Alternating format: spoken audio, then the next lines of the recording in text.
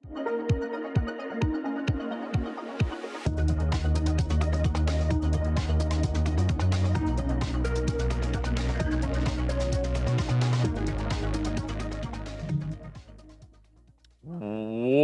to Around the Blockchain. How are we all doing today? It's going to be a fantastic episode. We are talking about FTX reboot. We're talking about the Zelle outage. Did you lose money? And also, Jamie Dimon, one of the CEOs of one of the largest banks in the world, apparently doesn't understand Bitcoin at all. We got a fantastic clip you're going to want to see. Fantastic guest as well. On the top right, we have Crypto Blood holding it down with the fresh cigar. He is a true G in the streets, especially of Detroit. Then we also have Cassius. Cassius, I saw you reading something there. Oh, it looks like maybe he's catching up to crypto. Then we also have AJ Pleasanton also reading something there. He said it's the most comfortable chair in the world, and he has one of the best books in the world. He might even stay after work and just finish his book. And then we have Firoz. He says, I'll show you actually how to read books. You see what I got going on behind me. You got everything right here. Yeah. The real intellectual showed up in the chat. It's going to be a great episode. Let's get right into the FTX reboot. FTX, John J. Ray III, Double J. Ray III. He is the new CEO, and he just gave his first interview since taking over in November. And I'm going to give you some of the quotes here when it talks about restarting FTX and possible bankruptcy proceedings. Everything is on the table. If there's a path forward on that, then we will not only explore that, we will do it. There are stakeholders working with who we identified, and what they see is a viable business. Now, other exchanges have used Chapter 11. FTX, Celsius has, Voyager filed for bankruptcy, BlockFi filed for Chapter 11 bankruptcy. And he is now trying to navigate those waters and see if they can maybe have a soft landing for some of these customers. Now, Firoz, I want to talk to you about, not whether or not the customers are going to get funds or how many pennies on the dollar. I want to talk to you about the FTX brand. It's some are considering it, it's a poison pill at this point. Some are saying since Sam Bankman-Fried, he's stepped down, maybe there's something there. All the money they injected getting that brand recognition, be possibly ashamed to just throw that all away. With proper rebranding, proper new management, do you think FTX can resurrect that old flagship name? I don't think so. I think that name has been completely tarnished in the industry. I mean, even if we kind of look back at other exchanges that have gone down, regardless of how much of a float they have afterwards to come back, they don't come back as strong as they were before. And again, last year we had all of that hype, well, I say last year, by the end of 2021, we had all of that hype, we had all of that euphoria. Nobody was thinking twice about any exchanges going down. And what we are going to see from here, in my personal opinion, is say they do happen to make some sort of comeback. I personally feel what would happen is, yep, there'll be a bit of hope. And we saw hope in the charts today. I think the price pumped up by 35% on the word that there's a potential comeback. But what I think would happen, and I think it's human nature, is those who have come into the bull run late in the game, right? The newbies coming into this space, they would have heard FTX, and all of their friends and family would have said, you know what, FTX is the best exchange, use that one. They would have had savings on there, a certain amount of capital, whatever it may well be, they would have had it on there. And what they're going to do is, if there's an opportunity for a comeback and they get a portion of whatever assets they held beforehand, the moment they get on that exchange, they're either going to, number one, take those assets off and put it onto another ERC20 wallet or whatever else it may be, or put it on their ledger, or number two, dump all the assets they have and say, you know what, I just want to get liquid and I want my cash back out, and I'm going to leave crypto. All right. I tend to agree. It does seem like it's pretty toxic at that point. Now, Crypto Blood, let's assume, the brand is toxic, but you still want to acquire the customer base. You want to acquire some of their infrastructure. You want to acquire, Tom Brady's contract for advertising here. Do you think that a restructured FTX could be an enticing target for a potential crypto VC? For sure. Especially if it's acquired at pennies on the dollar. And that's what would happen. So I think actually I'm gonna play the contrarian on this one. I think would you rather take a company or an exchange that hasn't gone bankrupt yet? We don't know if they will or won't, versus one that we know has gone through the bankruptcy process and they're now on the other side of the bridge and they can move forward. I think if I had to pick, I would go with an FTX, a rebooted FTX. I would put my money with them, knowing that they don't have any of those liabilities. outstanding, and they have a clean book, a clean sheet, essentially. So I Yeah. would go with that. Yeah. Not only that, Double J Ray, he's going to take things a little more seriously than, curly haired Double Sam J there. Ray. Double J. I mean, you got to love it. It's a good name. I think he also yells about the Spider-Man all the time and, says, bring me those pictures. AJ Pleasanton, I want to talk to you about the FTX target for some of these prices here. Firoz said, we're up over 30% on the daily here. If I look, retrace down about 25%. But, if you zoom out, it does tell a different picture here. You look at that 3-month, and that pump all of a sudden doesn't seem that attractive. What do you make of what is going to happen to the FTT token here? I mean, can it be resurrected? If you look at the all-time, it was up towards almost $80. Right now, it's $2, $3, $2.29. Is there any upside potential here? Well, honestly, I think it's trash. I think it's hot, steamy trash. Has it pumped 156% in the past 10 days? Yeah. Did it pump pretty good today? Yeah. Will it pump again? Probably. But I think it's trash. And that's okay. Like I don't completely agree with Blood's take. I get that, FTX like could get rebooted and bring it back, but like you're at the end of the day, their reputation is tarnished. With Sam behind the wheel or not, everyone's always going to remember that one time that they just ruined everything for everyone. And like they weren't doing anything with their tech, with their exchange that was like mind blowing. They weren't doing anything that's outside of the norm in the world of crypto exchanges. Like there wasn't anything special going on over at FTX. So I would personally rather start a new company with a new name with a reputation that could build rather than something that has a reputation of trash. Okay. All right. Fair points there. All right, Cassius, I want to ask you, we have a void now. There's centralized exchanges, just a huge collapse, a lot of customers, retail or the newbies, as we were calling them earlier, they're going to come in again. Maybe they don't know about FTX. They're going to be looking for a centralized exchange. Try to teach them about Uniswap. They're going to get scared with MetaMask. They just want to have an app on their phone. What do you think is the centralized exchange poised to take over maybe some of that gap that FTX has left? Well, I mean, you got to go with Binance. They're definitely, they're already got a big head start on most others, especially with Genesis and Gemini, being under scrutiny right now. And, all of them, including Binance, will probably be under scrutiny, but that's not necessarily a bad thing. I think we need self-regulation in the space of crypto where we actually have more than proof of reserves. We want to see assets and liabilities. And one point that Blood made that's really good is that, FTX being taken over by someone else. Basically, we would like to believe that, if they rebooted the company, everything would be, up on, under board on regulations. If the other companies do that too, then they would be competing, fair and square. Otherwise, even if you bought it for pennies on the dollar, you still would have to spend so much money on the rebranding. I don't think it would be worth it. I would just think that they would go with Binance, who's, the biggest player in the international game. All right. Maybe they just get Tom Brady's rival. Yeah, go ahead, Blood. Daisy. Everyone knows Wells Fargo, right? Yes. You know all the crap they've done, yet people still bank at Wells Fargo. You got a point. Done worse That's a things than FTX, and people still bank at Wells Fargo. So people will go back to FTX. I'm telling you right now. Yeah, I remember the huge Wells Fargo scandal, and then I got a car loan, I think within 6 months. They didn't tell me what it was. They're like, all right, you got approved. And then when I got my letters, Wells Fargo, I was like, okay. I don't want to make it Wells Fargo sound good here, but like Wells Fargo didn't freeze every one of their clients' assets and nobody got anything out. I mean, there's still people who lost a lot of money in FTX that can't get it out. So it's a little bit different, but I do know what you mean about Wells that. Wells Fargo is honestly. I would say Wells Fargo's worse. They got more individuals for sure who bank at Wells Fargo. But let's actually talk about banking right now. Bank of America. Bank of America is now under the crossfire. They just had their Zelle payments system go down. Thousands of transactions weren't processed. Money disappearing from accounts. Twitter was going abuzz with it. We're just saying, hey, where'd my $2,000 go? Zelle, Bank of America, do you have any answers here?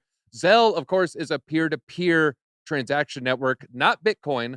It's a centralized one used by the banks. If you have a bank app, there's probably a good chance that Zelle's already integrated in there. Senator Warren, also quick to criticize. She jumped on this bandwagon, stating They're apparently failing customers again and saying how she's been going after Zelle numerous times over the years here.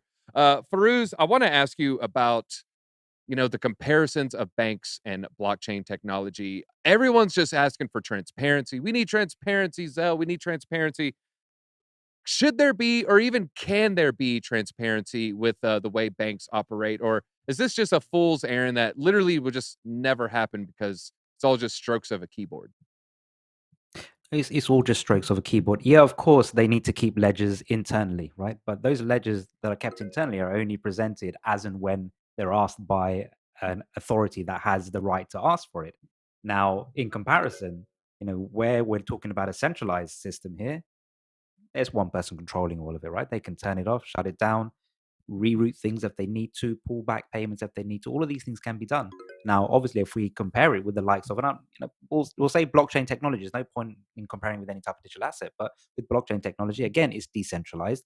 And the other piece that's really important is that it's immutable, right? Transactions, we know where the transactions are going. If there's a failure somewhere where it hasn't necessarily turned up at the endpoint for whatever reason it may well be, and the endpoint may well be a UI issue, right? A user interface issue on a platform that happens to be reading off the blockchain, right? But again, if you delve down and say, right, well, this is the ascending address and this is where it went, you go into the Online Explorer, and you're going to see exactly where it's gone from A to B.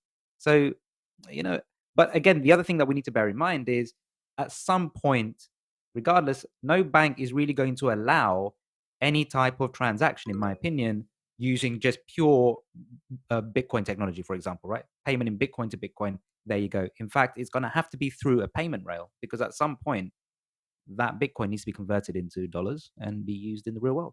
Yeah. Yeah. You make me want to just bring up fractional reserve banking because, when you touch on that point, but that'd be a whole another episode right there. BJ, calm down. I know you're getting excited when I said that. Crypto blood. I want to paint a picture for you. Say you knew somebody that had Zelle on their phone. They try to pay their rent, and their rent payment just disappeared. Sure, maybe after 72 hours or, over the weekend, finally it got fixed. But they come to you, they're kind of freaked out. They're pissed at Zelle. How would you work crypto into that conversation? Or would you say, now's not the time? Personally, I'm weaving it in there. Yeah, no, okay, cool. But I'm again taking the opposite side just to mix it up and make it a little bit fun here today. This is where TradFi still has the upper hand, because at the end of the day, as Firoz said, it's just a stroke of the keyboard. They're going to reverse and rebalance and move money around or make a new digit on your account to replace what was owed to you easily, not a problem. With crypto, that's not the case yet. And so this is where I think we still need an insurance layer, a universal, unified insurance layer in crypto, where we can pay back people when there are hacks that occur, when there are, situations where people lose their money, because it is immutable. You can't get it back. So I think it's 1 point to TradFi in this scenario, because if it was a blockchain situation, the money's gone. It's just over. All right. Cassius, I'll ask you the same question. Your friend, he lost some money trying to pay his rent. Are you working crypto in that conversation? Are you trying to beat him in the head with the Bitcoin hammer? I'm not going to beat him in the head. I always want to show empathy to anybody who loses money, because I've lost money before on exchanges and lots of things like that. But I do want to call out, and I would call out to them, that Web 2 has problems too, right? So everyone likes to point to all the problems that happen with crypto and Web 3 all the time. Well, this is a new technology. Web 2 has been scamming us all along, or making mistakes at least. So this is not like something that, they're brand new. They've been doing this for a long time. So the fact that they make mistakes still, that light should be shined on that. I mean, I have a song called Verified on Diesel I just came out where it's talking about how Instagram has been a scam this whole entire time. And it's like, we can't talk shit about Web 3 being a scam or that not working yet or not being correct, when like Web 2 this whole entire time, it's been decades and they still haven't gotten it fixed. So the whole Zelle situation, obviously that's terrible. And it is good, like Blood said, that they can correct it if they do in fact correct it. But it does highlight the fact that that system's not perfect yet either. So we're hoping that blockchain, being that it's still new, can develop and can get better, and then be better, Web 3 be better than Web 2 as we move forward. All right. Well, AJ, Cassius brought up a good point. Maybe it's my callous heart. Maybe I'm dead inside from crypto. Maybe it's from watching my mutant fall $100,000 and not selling. Maybe it's the rug pulls. Maybe it's the bridge hacks. Maybe I'm just dead inside anyways. I don't know. Is it insensitive to try to inject crypto into that conversation if someone lost money via Zelle? Or, the other side of the coin, is there no better time? Yeah, I would go with there's no better time. Like, this is the time where we have to educate. Like, when, like, the old finance, all the banks, everyone like that makes mistakes. This is when we have to say, hey, guess what we got over here? I got a secret in my pocket and I'm going to let you know about it. Like, this is when we have to educate people the privileges that we have for being in crypto that they don't have for being in TradFi. So this is definitely the time to step up and say, yeah. And like I don't even, if it was up to me, I wouldn't use Zelle. I would use really fast crypto. I would use like Phantom. I'd use Near. I'd use Algorand. I'd use Stellar Lumens or XRP or anything like that has a quick time of finality. Like, and it's better this way than it would be to like crossing your fingers and hoping for the best. So I don't know. Definitely time to teach them now. And speaking of the secret in his pocket, the secret in his pocket brought to you by bcvault.com. If you have any secrets or coins you want to lock up and let no one else get access to, bcvault.com. Recommend you check it out. All right, let's move on and talk about our third topic here. And I think we should probably just lead with our video. It is Jamie Dimon. He's at the World Economic Forum. He's with the elites. He's in Switzerland. He's juiced up on adrenochrome. Roll that clip of a store of value. It's immutable. It's scarce. Totally untrue. It's 21 million. Well, yeah, really. How do you know it's going to stop at 21 million? Because I've mentioned this to people Satoshi. Too. Everyone says that. Well, maybe it's going to get to 21 million, and Satoshi's picture is going to come up and laugh at you all and say, "No, no." All right, and he even ended that conversation. Why are you guys waste breath on it? Is totally beyond me. I am tired of talking about it, so we should just drop the subject. Firoz, do you think, all right, from a game theory optimization level, it's not going to exceed 21 million because the holders would vote on it exceeding 21 million. The vote would instantly crash the price. So if you have $1 billion in Bitcoin, you're not going to vote for something that makes it drop 90% in its value in one candle. So that's my theory on why it'll never exceed 21 million. Just GTO standpoint. Do you think Jamie Dimon is just ignorant of that fact? Is he spreading FUD? Is this, he just maybe doesn't know? Or is this stupid or liar? No, man. I mean, this guy is just shady, full stop, right? 2017, what did he say? It's a fraud. In the same year, he said it's not a real thing. Eventually, it will be closed. Bitcoin ain't getting closed. I can assure you that much. And then what did he say in 2017? I regret making that fraud comment. So he's back and forth, nonstop. And really, I think this is just a game, because the other way that I look at it is, again, one of the largest wealth management or sixth largest wealth management bank in the world. And you have the likes of others, their competitors, Fidelity. They launched Bitcoin mining operations back in 2014. Goldman Sachs, 2021, announced that they were going to be offering Bitcoin and other cryptocurrency investment products.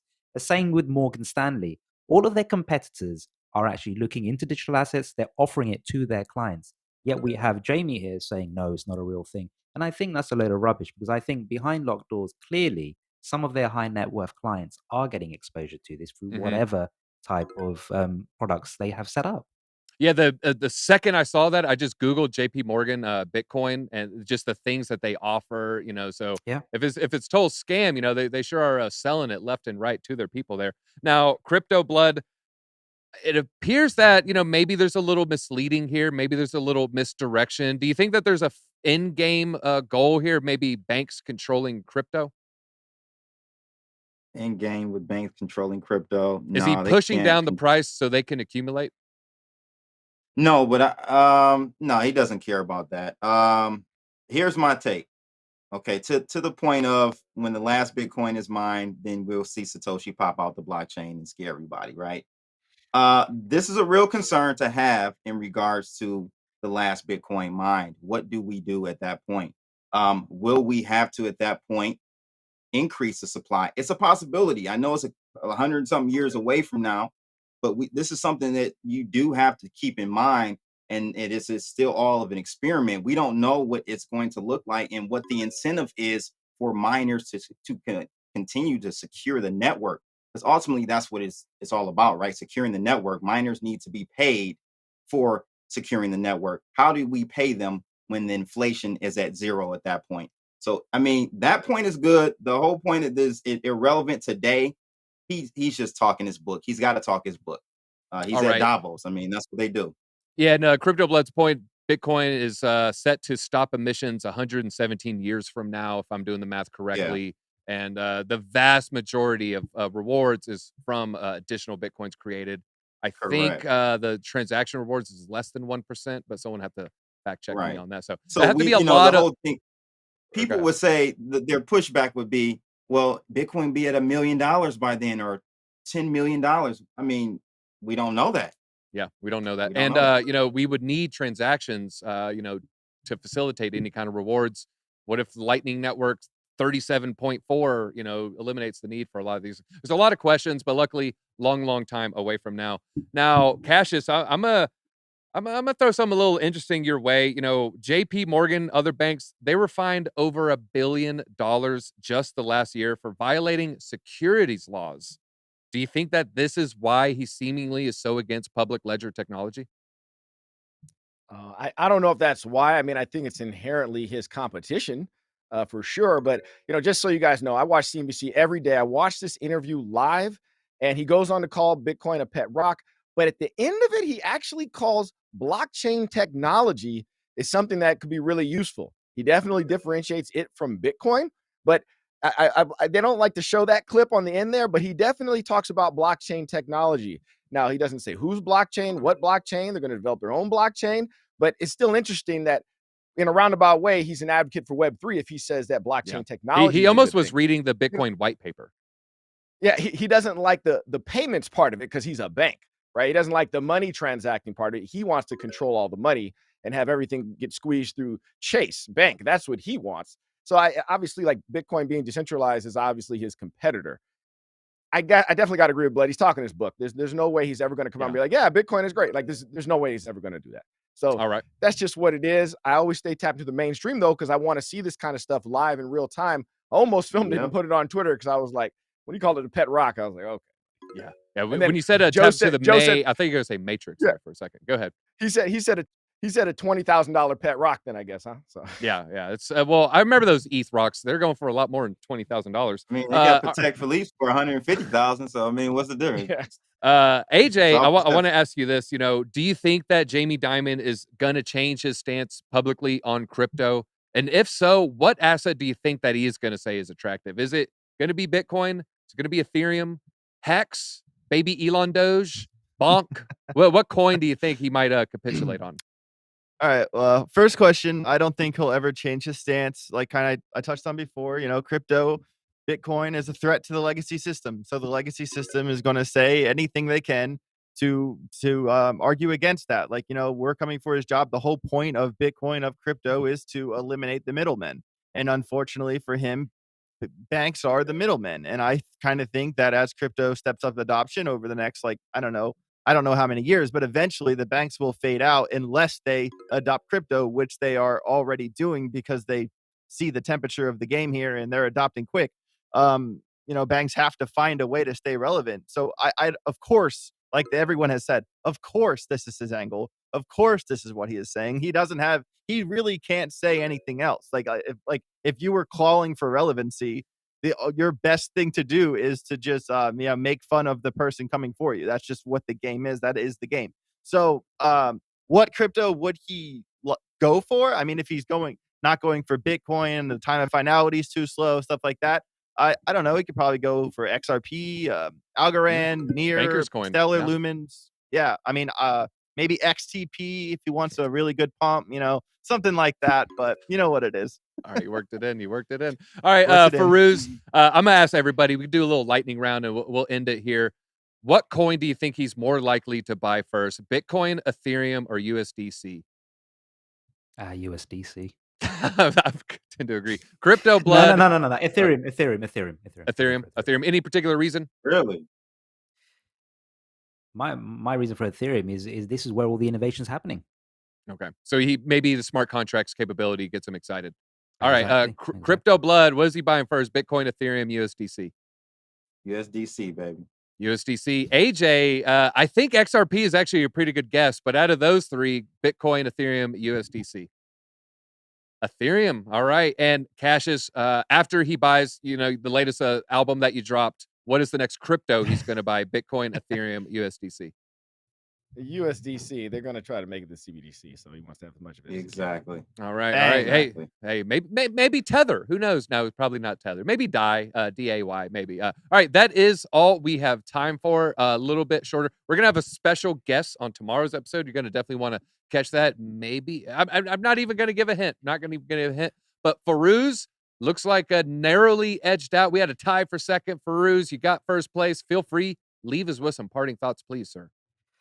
Parting thoughts. Well, look, again, thank you for having me on the show. It's absolutely amazing to be here and hear everybody's points of views. And if you're not, make sure you're following this channel. You know, hit the subscribe button, hit the like button. And again, for all the participants and the panelists here today, make sure you're giving everybody a follow because it's great to have that well-rounded view. And again, zoom out because I don't believe what Jamie Dimon says. If you're stupid enough to buy it, you'll pay the price for it one day. Nope. If you're smart enough to buy it, you're definitely going to be on top later on. All right, I'm buying. I know that. And while I'm buying, maybe you can start smashing that like button. You smash it one more time, I'll buy even more. I'll pump your bag. That's all we got time for today, Bit Squad. Till next time, DZ out.